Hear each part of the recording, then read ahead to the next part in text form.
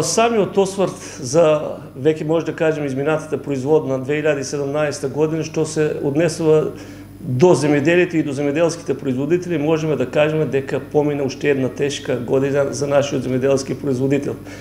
Како што рековте, ако од една страна се судруваше нашиот земјоделски производител со проблематиката од промената на климатските фактори, сведоци сме дека некаде во февруар месец и почетокот на март имавме за тој временски период ниски температури кои што нанесува големи штети во севкупниот аграр, пред се во растителното производство, како кај повеќе годишните култури, така и кај едногодишните култури. Мораме да потенцираме податокот, бидејќи доаѓаме од регион кој што претежно нашиот земјоделски производител се занимава со градинарство. Имавме огромни штети во самото градинарство, уште на стартот, па немал број од самите земјоделски производители кои што не презедоа соодветни мерки, беа принудени уште на почетокот да влегуваат со нови трошоци, со засадување на нов семенски материјал, а со тоа пак ќе потенцираме дека му се зголемија трошоците во тековната година. Меѓутоа, не беше само тој проблем во земјоделието и за нашиот земјоделски производител, сите низа околности кои што ги следува нашите земјоделски производители во тековната година. Знаеме дека наидувавме на огромни проблеми пред се во пласманот на самите земјоделски производи. Еве ќе зборуваме пред се за градинарството. Немали количини од земјоделските производи се нудаа на пазарите со цени пониски дури и од производствите, од цената на чинењето на самото производство на дадените производи. Меѓутоа, како во првиот турнус на производство во пролетниот, мораме да кажеме дека и мораме да го потенцираме податокот дека ништо подобро не беше и со пласманот на вторите култури.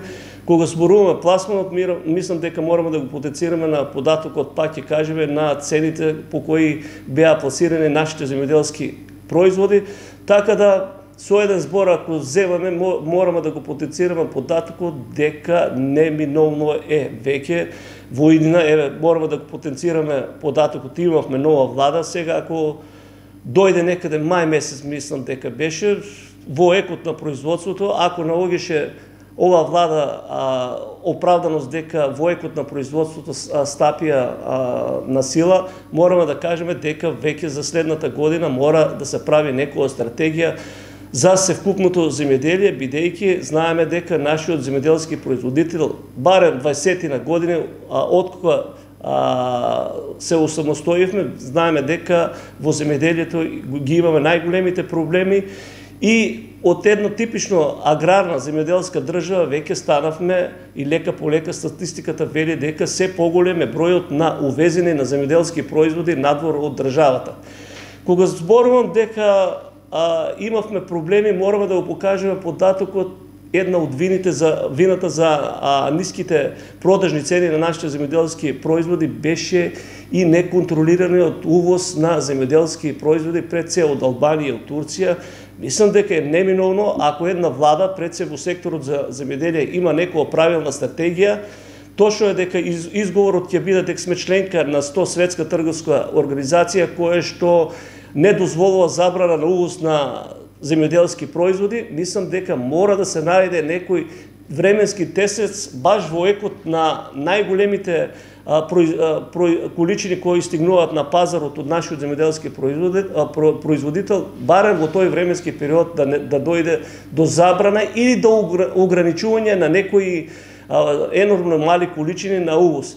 Тоа е една од страната која што може да се излезе во пресред на нашиот земјоделски производител. Друга е, мислам дека ако се има некоја правилна стратегија и ако го дозволуваат пред се финансиските услови, неминовно е интервентен откуп да се врши баш во екот кога се нудат нашите производи по тие ниски цени.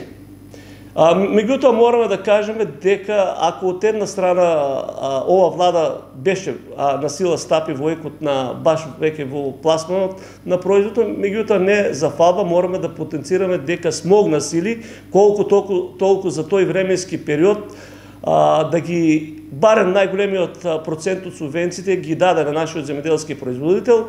Меѓутоа според мене тие средства наместо да има намена за тоа што треба да бидат намените, значи за размона компонента и зголемување како на површините, така и на производството, мислам баш во тој период нашиот земјоделски производител гледаше колку толку да ги покрие, да ја покрие загубата што ја имаше од продажбата на ниските откупни цени на нашите земјоделски производи.